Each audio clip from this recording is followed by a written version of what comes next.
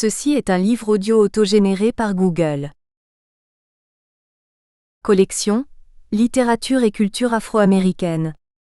Dirigée par Marie-Rose Abomo-Morin, Humberto Luis Lima de Oliveira et Maurice Amuri Mpala Lutebel. De plus en plus, le travail sur les littératures et les cultures rapproche des chercheurs de différents continents, mais la volonté de confronter les savoirs, les études et les productions se fait plus ardente. Si la culture est la somme de tout ce que l'homme crée, de mental, de spirituel et de matériel, dans son processus d'intégration à la nature et de la nature à lui, la littérature apparaît alors comme son lieu de représentation, de conservation, de transmission et même de création, littérature entendue comme englobant une gamme de grands domaines d'activité intellectuelle.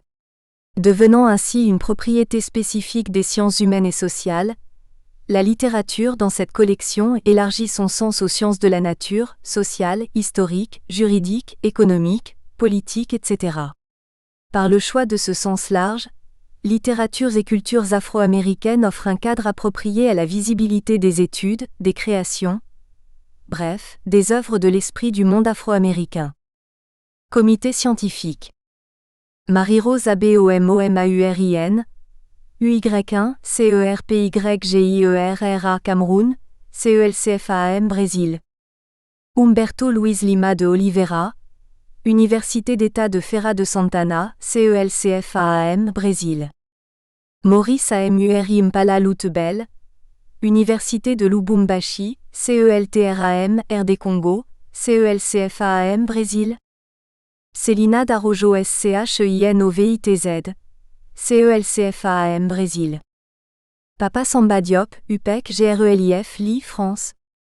Alice Delphine Tang, Université de Yaoundé 1, Université de Douala, Cameroun.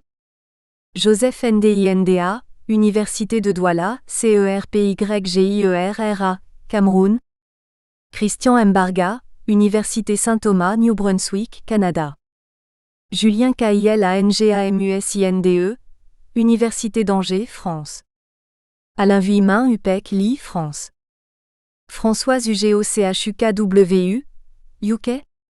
Takiko Nascimento CELCFAAM, Université fédérale de Bahia, Brésil.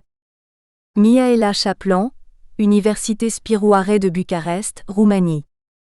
Comité de relecture. Pour les textes en français, Joseph Ndinda, Julien Kaïel ANGAMUSINDE, Marie-Rose Abomomarin. Pour les textes en anglais, Christian Mbarga, Alès VRABATA, Françoise UGO CHUKWU. Pour les textes en portugais, Humberto Luis Lima de Oliveira, Evila de Oliveira, Antonio Gabriel Evangelista de Souza et Maria Conceição Costa Carvalho. Dédicace. Dédicace. Aux grands-mères. Quel que soit notre âge, lorsque nous prononçons les mots « ma grand-mère », il nous revient souvent le souvenir d'une femme qui nous a transmis des valeurs personnelles. D'ailleurs, ne disons-nous pas de notre grand-mère qu'elle est à l'origine de ce que nous sommes devenus ? Grâce aux conseils prodigués, elle nous a aidés à donner du sens à notre vie. Elle reste la grand-mère qui veillera toujours sur nous, et nous chercherons qu'elle soit jamais fière de nous. Merci grand-mère. Jacqueline Ngomanyim Ateba. Préface. La grand-mère. Vous avez dit grand-mère ? Son souvenir nous vient comme les délices de la Madeleine reviennent à Proust, du moins au narrateur de À la recherche du temps perdu dans Du côté de chez Swann. Il vient fondre en nous. L'émergence du souvenir de la grand-mère, les moments partagés avec elle ne laissent jamais indifférent. On retrouve aussitôt sa tendresse, ses conseils ou simplement sa façon de faire, sa douce rigueur, son intransigeance, sa tolérance aussi, ses friandises et autres surprises, puis ses câlins. Et parfois, même adulte confirmé, on peut se surprendre à se demander face à une situation impromptue.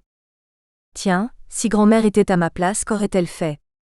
Puis l'on prend sa décision, presque sourire aux lèvres, sur ce qui nous tracassait des heures plus tôt. Dans son texte L'évolution créatrice, Bergson nous parle de l'élan vital, une sorte de jaillissement créateur et c'est bien vers cela que tend l'influence bénéfique héritée des grands-parents et spécifiquement ici des grands-mères.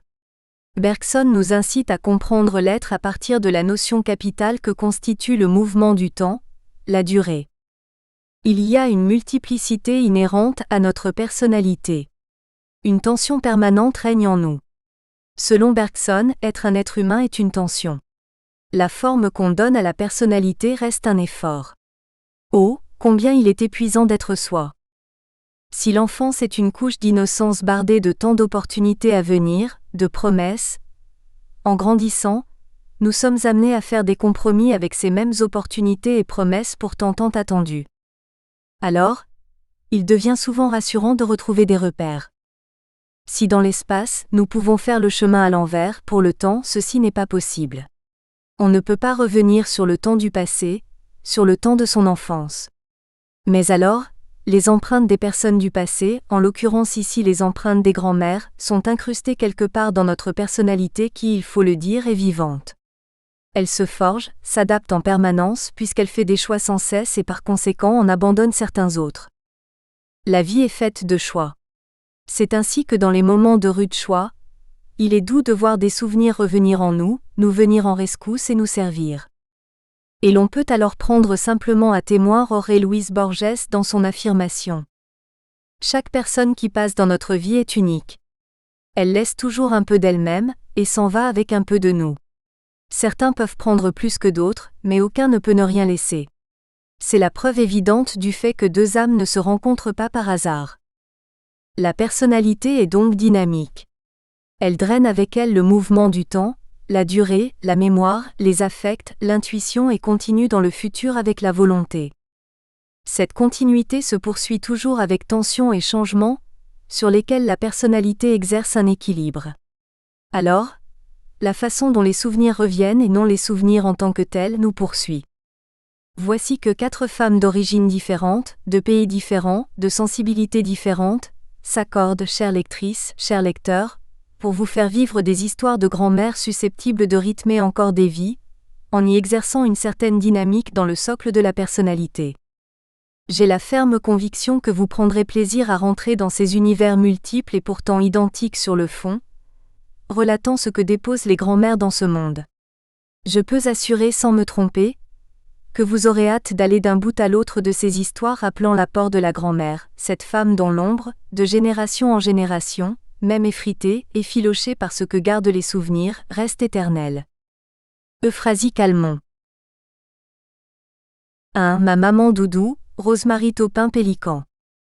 Ceux qui me connaissent depuis mon enfance savent à quel point je suis nostalgique dès qu'arrive la saison des vacances. Bien évidemment, ce n'est point parce que l'école me manque ou que j'ai peur de ne pas trouver une activité qui m'occupe pleinement. En réalité, j'ai toujours fait le lien entre les vacances et ma grand-mère, ce petit bout de femme d'à peine 1,50 m qui a rythmé une époque de ma vie. À ma grand-mère. On peut dire que son surnom de Maman Doudou lui allait comme un gant. Elle était en effet d'une incomparable douceur, comme le pain doux, ce petit gâteau antillais tout sucré et moelleux qu'elle aimait nous préparer pour le goûter. Mais n'allez pas pour autant croire que vous pourriez impunément faire avec elle tout ce qui vous passait par la tête ni la manipuler, car elle avait aussi cette fermeté qui inspire l'obéissance. Ainsi, quand nous faisions des choses qui lui étaient agréables, elle n'hésitait pas à nous récompenser, mais quand nous passions outre ses consignes, c'était Durandal qu'elle utilisait pour nous infliger de mémorables fessées. Et oui, Durandal était le nom qu'elle donnait à une espèce de baguette en bambou toute fine et longue d'1 mètre. Je ne saurais dire comment ce mot appartenant à la chanson de Geste et à Roland était parvenu jusqu'à la petite campagne du Vauclin. Quoi qu'il en soit, c'était avec cela qu'elle nous apprenait à respecter les grandes personnes, les grandes comme elle disait, à avoir une conduite irréprochable, à ne pas mentir, à ne pas voler ses tablettes de coco et surtout, à ne pas lui faire honte devant le monde. Comme nous préférions ne pas la fâcher, il était plutôt rare qu'elle fasse appel à cet instrument de correction. Mais quand elle l'utilisait, nous savions que nous méritions nos coups de baguette et nous subissions.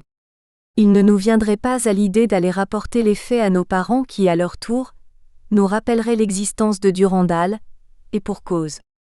Maman Doudou avait toute l'attitude pour prendre en charge notre éducation quand nous étions sous son toit. À vrai dire, elle s'appelait Éléonore. Elle avait vu le jour le 12 mai 1902, soit 4 jours après le plus terrible drame qu'ait connu la Martinique, l'éruption de la montagne Pelée. Ses parents, occupant une maisonnette à flanc de montagne dans la commune du Morne-Rouge, avaient fui l'endroit dès les premiers jours du mois de mai lorsque la bête terrifiante, persistant à émettre ses grondements sourds, avait recouvert la ville de Saint-Pierre et les environs d'une épaisse couche de cendres.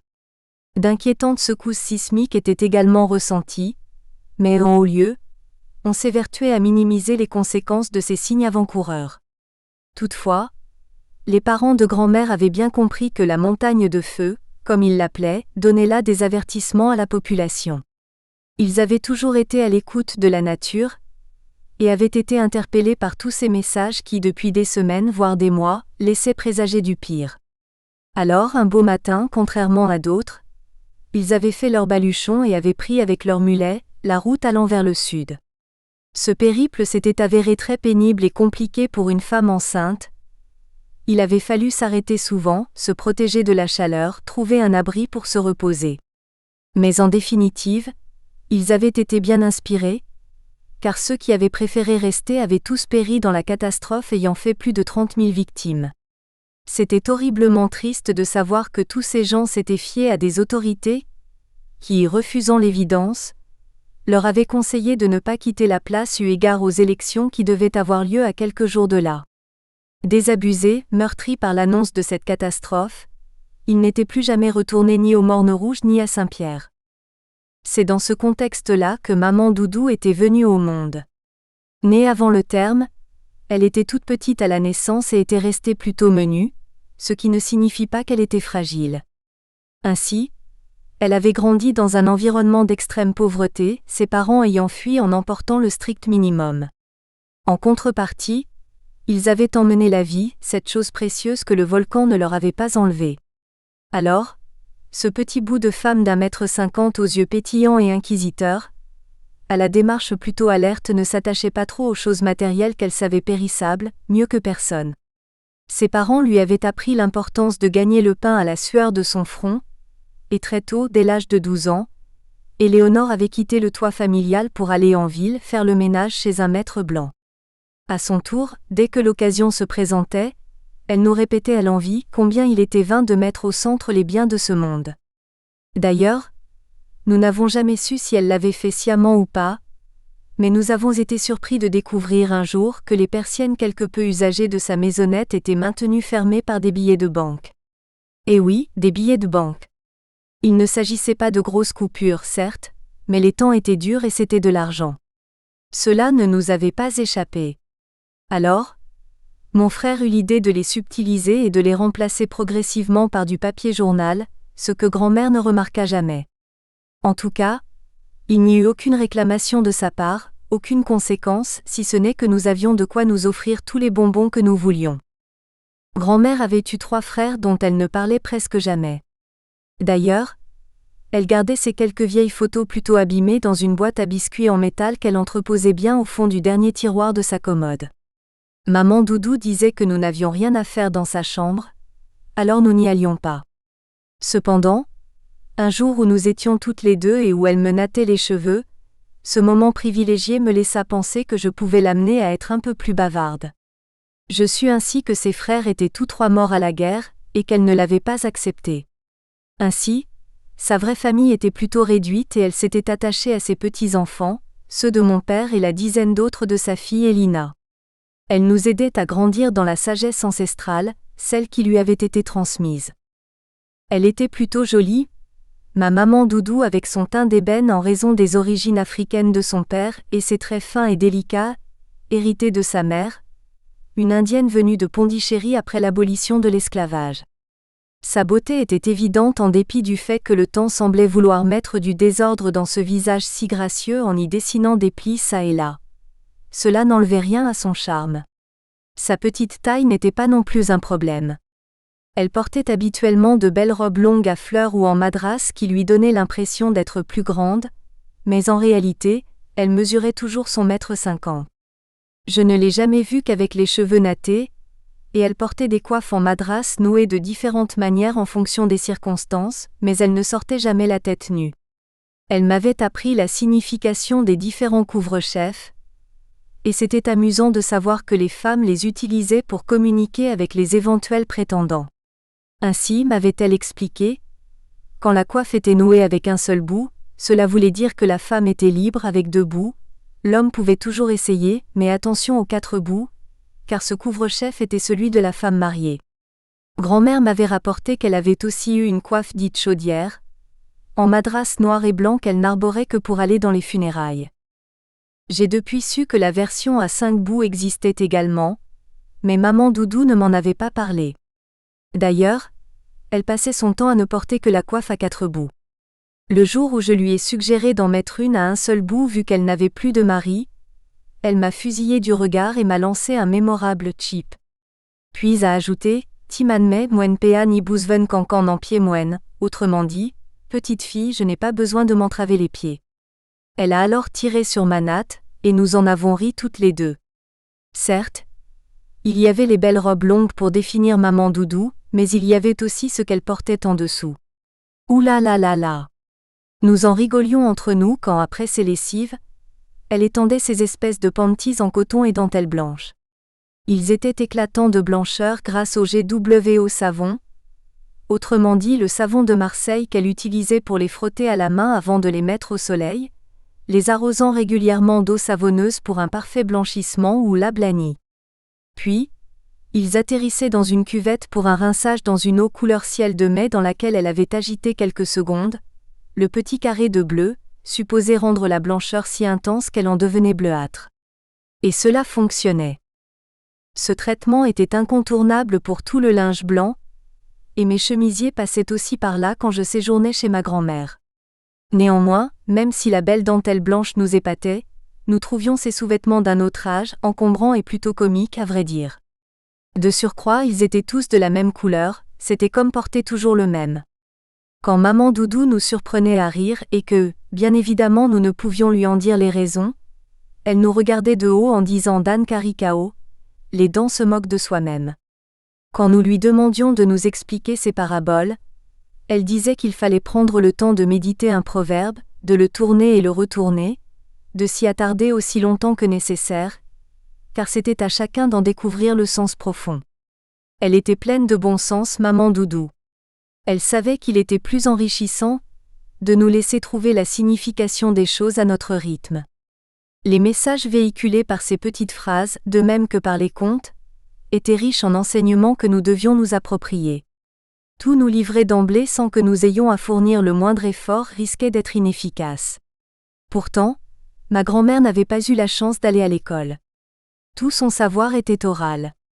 Elle n'utilisait donc pas un traître mot de la langue française. Elle ne savait ni lire ni écrire, pourtant elle semblait comprendre parfaitement ce que nous disions, nous à qui on interdisait de parler créole. Elle regrettait parfois de n'être pas cultivée quand elle nous entendait lire de la belle poésie, car cela l'émouvait. J'imagine qu'elle aimait par-dessus tout l'intonation des mots, la musique qu'ils dégageaient. Quoi qu'il en soit, elle était incroyablement logique dans ses raisonnements et ponctuait tous ses dires de proverbes. Elle savait qu'on pouvait apprendre des tas de choses, sans avoir fréquenté les bancs de l'école. Elle avait hérité de son père, fils de griot, cette science orale qui se transmettait de génération en génération. Alors à la nuit tombée, nous avions plaisir à l'écouter nous raconter les histoires venues d'Afrique comme celles créées de toutes pièces aux Antilles. Elle prenait une autre dimension à nos yeux, et nous semblait alors aussi grande que le baobab sous lequel ces histoires étaient contées en terre ancestrale. Notre personnage favori était Compère Lapin, Compère Lapin, qui nous épatait par ses tours et ses facéties. Nous aimions son aptitude à se tirer d'affaire par la ruse. Qu'est-ce qu'il était malin celui-là! À l'opposé, les histoires de Dorlis, ces esprits malfaisants qui s'introduisaient la nuit dans les cases, nous effrayaient même si, pour nous rassurer, maman Doudou nous indiquait qu'il suffisait de mettre sa culotte à l'envers pour être préservé de ces créatures qui, disait-on, avaient la faculté de se glisser dans le lit des filles et des femmes. D'aucuns soutenaient qu'elles étaient capables de passer par le trou des serrures, affirmant même que parfois une mèche de cheveux y était retrouvée. D'autres leur attribuaient le pouvoir de passer simplement par la fenêtre même sans l'ouvrir. Les récits de ma grand-mère semblaient tellement réels que nous n'avions aucun mal à imaginer les personnages. C'était comme si elle avait elle-même été témoin de tous ces événements, qu'elle comptait si bien. Quant aux histoires de monstres, de soucougnants ou de diablesses à pied de veau, mon Dieu, elles nous faisaient si peur qu'après les avoir écoutées, nous voulions tous dormir ensemble, blottis les uns contre les autres. Maman Doudou devait au fond d'elle-même bien se gausser de nous voir ainsi agglutinés, nous qui rions de ces panties. Et rappelez-vous, à cette époque-là, l'électricité n'avait pas fait son entrée dans les maisons de campagne. Nous devions nous contenter de lampions à pétrole, ou de bougies qu'il fallait éteindre avant de se coucher. Alors, dans l'obscurité totale, au moindre petit craquement, c'était la panique. On se serrait encore davantage les uns contre les autres. Le lendemain, le plus tranquillement du monde, maman Doudou nous demandait si nous avions bien dormi, ce à quoi nous répondions oui en chœur, car en fin de compte, nous aimions bien cette atmosphère qu'elle savait créer avec ses récits qui captaient toute notre attention. Et puis peut-être bien que nous aimions le frisson hitchcockien, qui nous faisait vibrer à ces moments-là.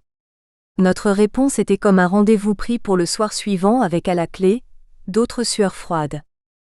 Maman Doudou était une personne très appréciée de tous ses voisins de quartier, et même au-delà. Je me souviens que le samedi soir, quand nous parcourions à pied les 10 kilomètres qui séparaient sa maison du bourg du Vauclin, c'était un vrai circuit omnibus qu'elle nous imposait. En effet, elle s'arrêtait sans cesse en chemin pour bavarder avec ses copines et nous détestions devoir embrasser toutes ces vieilles femmes que nous ne connaissions pas. De la sorte, nous mettions au moins 1 heure de plus pour arriver à destination. C'était le même manège chaque samedi soir, car elle louait à l'année un pied-à-terre qu'elle nommait sa chambre. Cette monopièce était située au centre-ville, non loin de l'église. Il y faisait une chaleur torride, mais en dormant là, nous étions sûrs de ne pas rater la messe de 6 heures le dimanche matin.